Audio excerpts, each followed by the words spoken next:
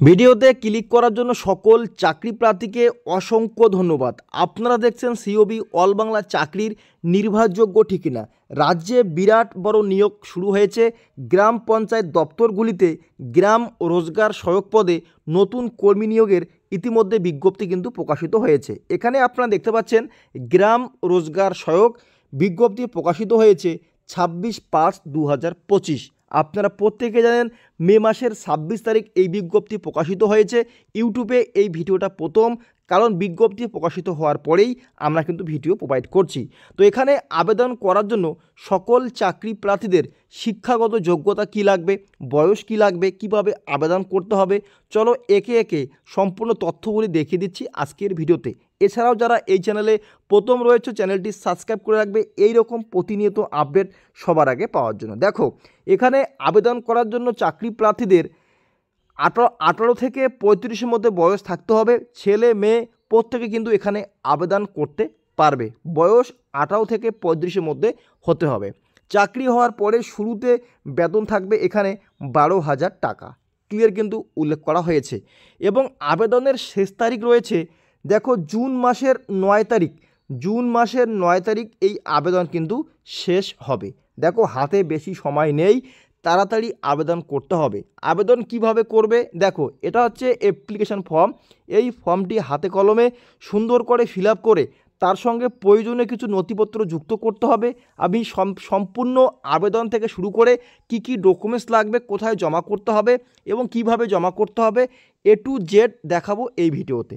তো দেখো, প্রথমে ফর্মটি ফিল আপ করা দেখিয়ে দিচ্ছি।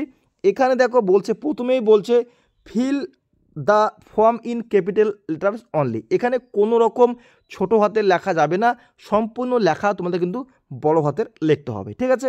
তো প্রথমে নেম অফ দ্য ক্যান্ডিডেট, এখানে অবশ্যই যে আবেদন করবে তার নাম উল্লেখ করতে হবে, বাবার নাম অথবা স্বামীর নাম উল্লেখ করতে হবে, ডেট অফ বার্থ উল্লেখ করতে হবে, এরপরে ন্যাশনালিটি ইন্ডিয়ান উল্লেখ করতে হবে, জেন্ডার উল্লেখ করতে হবে। নিচে দেখো রয়েছে প্রেজেন্ট অ্যাড্রেস। তো অবশ্যই প্রেজেন্ট অ্যাড্রেস আপনারা এখানে ভিলেজ মানে গ্রামের নাম, পোস্ট অফিস, তোমাদের থানার নাম, ডিস্ট্রিক্ট, জেলার নাম, পিন নম্বর উল্লেখ করতে হবে। নিচে আছে পার্মানেন্ট অ্যাড্রেস। যদি আপনার অ্যাড্রেস একই হয়ে থাকে তাহলে এই লেখাগুলি এখানে সেম উল্লেখ করে দিবে, কোনো রকম সমস্যা নেই। এরপরে দেখতে পাচ্ছেন এখানে যে কন্ট্রাক্ট নম্বর সঠিকভাবে উল্লেখ করবে, ইমেল আইডি সঠিকভাবে উল্লেখ করবে। দেখো, ইমেল আইডি এখানে কিন্তু সিস্টেম করে দিয়েছে। ইমেল আইডি সম্পূর্ণ এখানে লিখবে, কিন্তু @ এখানে উল্লেখ করা হয়েছে। @এর পরে gmail.com লেখাটা কিন্তু এখানে লিখতে হবে। এটা কিন্তু ভুল করো না, আবেদনপত্র ভুল হয়ে গেলে কিন্তু তোমাদের কিন্তু কোনো রকম ডাক পাবে না। এবার দেখো, এপিক নম্বর মানে ভোটার কার্ড নম্বর কিন্তু এখানে সঠিকভাবে গুরুত্বপূর্ণভাবে ফর্মটি কিন্তু ফিল আপ করবে। কোনো রকম সমস্যা হয়ে থাকলে কমেন্ট বক্সে কমেন্ট করবে, আমরা রিপ্লাই করব। না হলে আপনাদের সুবিধার জন্য নেক্সট ভিডিও তৈরি করে দিব কিভাবে এই ফর্মটি জমা করতে হবে, একদম ডাইরেক্ট পোস্ট অফিসে।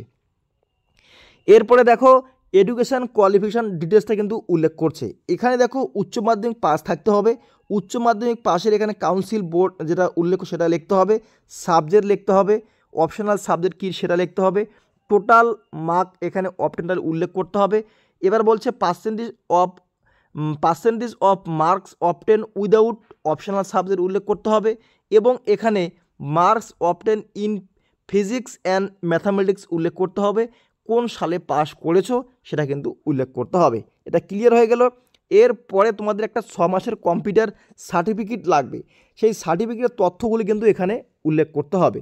কি 6 মাসের কোর্স, কী কোর্স নিয়েছো, কম্পিউটার কোর্স কী নিয়ে সেটা উল্লেখ করতে হবে, কোন সংস্থা থেকে কম্পিউটার কোর্স কমপ্লিট করে সেটা উল্লেখ করতে হবে, এবং ডিউরেশন অফ কোর্স কত বছরের কোর্স করা হয়েছে সেটা উল্লেখ করতে হবে। ইয়ার অফ মানে কত সালে তোমাদের কিন্তু এটা কমপ্লিট হয়েছে সেটা কিন্তু উল্লেখ করতে হবে, ক্লিয়ার উল্লেখ করতে হবে। এরপরে এখানে ডিক্লিশন সম্পূর্ণ তথ্যগুলি একটু মনোযোগ সহকারে পড়ে নেবে। পড়ে নেওয়ার পরে নিচে এখানে তোমাদের কিন্তু ডেট প্লেস লিখতে হবে, যে তারিখে জমা করবে সেই ডেটটা উল্লেখ করবে এবং তোমাদের প্লেস উল্লেখ করবে মানে গ্রামের নামটা উল্লেখ করবে। এরপরে এখানে তোমাদের কিন্তু সিগনেচার বসিয়ে দিতে হবে। সিগনেচার বসানোর পরে এই আবেদনপত্রের সঙ্গে কিছু প্রয়োজনীয় নথিপত্র ডকুমেন্টস তোমাদের কিন্তু যুক্ত করতে হবে। এই যে ডকুমেন্টসের নামগুলি কিন্তু এখানে রয়েছে। যে সমস্ত চাকরি প্রার্থী গ্রাম রোজগার সহায়ক পদে আবেদন করবে তাদের কিন্তু এই সমস্ত ডকুমেন্টস অ্যাটাচ করতে হবে। দেখো প্রথমে বলছে এখানে marksheet of higher secondary marksheet লাগবে, সার্টিফিকেট অথবা এডমিট কার্ড মাধ্যমিকের, এবং এখানে সার্টিফিকেট কম্পিউটার নলেজের সার্টিফিকেটে লাগবে। এরপরে ভোটার কার্ড লাগবে। এরপরে অরিজিনাল তোমাদের যে স্থান থেকে আবেদন করবে সেই স্থানের মানে অঞ্চল থেকে একটা সার্টিফিকেট নেবে, ঠিক আছে, রেসিডেন্সিয়াল সার্টিফিকেট, আধার কার্ড, এই সমস্ত ডকুমেন্টস সেলফ অ্যাটেস্টেড করতে হবে, সেলফ অ্যাটেস্টেড করে জমা করতে হবে। এরপরে একটা অপশান এখানে রয়েছে, দেখে নাও, খুব গুরুত্বপূর্ণ অপশান, মোবাইল নম্বর। দেখো 2B এখানে কিন্তু বলছে অবশ্যই বিজ্ঞপ্তিতে তোমরা কিন্তু মোবাইল নম্বরটি উল্লেখ করবে, এবং এখানে দেখতে পাচ্ছ আবেদনের শেষ তারিখ মেনশন করে দিয়েছে 9/6/2025। এর আগে কিন্তু আমি দেখিয়ে দিয়েছিলাম 9/6/2025 তারিখে আবেদনের শেষ তারিখ রয়েছে। এরপরে দেখো এখানে বয়সটা মেনশন করে দিয়েছে যে কত বয়স অবধি এখানে আবেদনটা করতে পারবে। এখানে বয়স উল্লেখ করা হয়েছে, দেখো এজ লিমিট উল্লেখ করা হয়েছে 18 থেকে 35-এর মধ্যে হতে হবে, এবং এখানে প্রতি মাসে 12,000 টাকা বেতন থাকবে, এটাও কিন্তু গ্রাম রোজগার সহায়ক পদে কিন্তু উল্লেখ করা হয়েছে। এরপরে যোগ্যতা দেখো এখানে আমি যেটা বলেছিলাম উচ্চ মাধ্যমিক পাস থাকতে হবে, এখানে উল্লেখ করা হয়েছে। তার সঙ্গে সঙ্গে 55% নম্বর থাকতে হবে, তাহলে কিন্তু এখানে আবেদন যোগ্য হবে। এরপরে সম্পূর্ণ তথ্যগুলি অ্যাডজাস্ট করে এখানে কিন্তু আপনারা দেখো কিভাবে এটা পাঠানো হবে, সেই অ্যাড্রেস কিন্তু এখানে উল্লেখ করা হয়েছে। এই যে এই ঠিকানায় কিন্তু তোমাদের কিন্তু পাঠিয়ে দিতে হবে। এখানে India post, courier service, email ইত্যাদির মাধ্যমে তোমরা কিন্তু এই আবেদনপত্র জমা করতে পারবে, ক্লিয়ার কিন্তু উল্লেখ করা হয়েছে এই ঠিকানার মাধ্যমে। এবার দেখো এখানে সিলেকশন প্রসেস, তোমাদের কিভাবে নিয়োগ করা হবে সে বিষয়ে একটু তোমাদের কিন্তু মনোযোগ সহকারে দেখতে হবে। এখানে তোমাদের নিয়োগ করা হবে, আবেদনপত্র সঠিকভাবে জমা হওয়ার পরে একটা মেরিট লিস্ট তৈরি করা হবে। সেই এখানে দেখো উল্লেখ করা আছে মেরিট, সেই মেরিট বেসড মানে সেই নম্বরে ভিত্তিক অনুযায়ী আপনাদের উচ্চ মাধ্যমিকের ফিজিক্স অ্যান্ড ম্যাথামেটিক্স এই দুটি সাবজেক্টের উপর ভিত্তি করে তোমাদের কিন্তু একটা মেরিট লিস্ট তৈরি করা হবে। সেই লিস্ট অনুযায়ী তোমাদের কিন্তু নেক্সট স্টেপে দেখানো হবে, ইমেল আইডি অথবা মোবাইল নম্বরটি সঠিক সেখানে বসাতে হবে, তাহলে কিন্তু কন্ট্যাক্ট করতে সেখানে সুবিধা হবে। এবার দেখো কোন কোন গ্রাম পঞ্চায়েতে এইমাত্র নিয়োগ শুরু হয়েছে।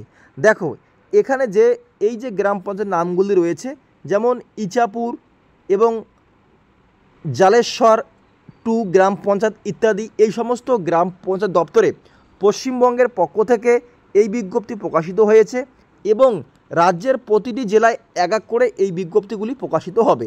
আপনারা দেখতে পাচ্ছেন এই বিজ্ঞপ্তি প্রকাশিত হয়েছে office of the block development officer, এখানে দেখতে পাচ্ছেন নর্থ 24 পরগনা জেলায় এই বিজ্ঞপ্তি কিন্তু প্রকাশিত হয়েছে।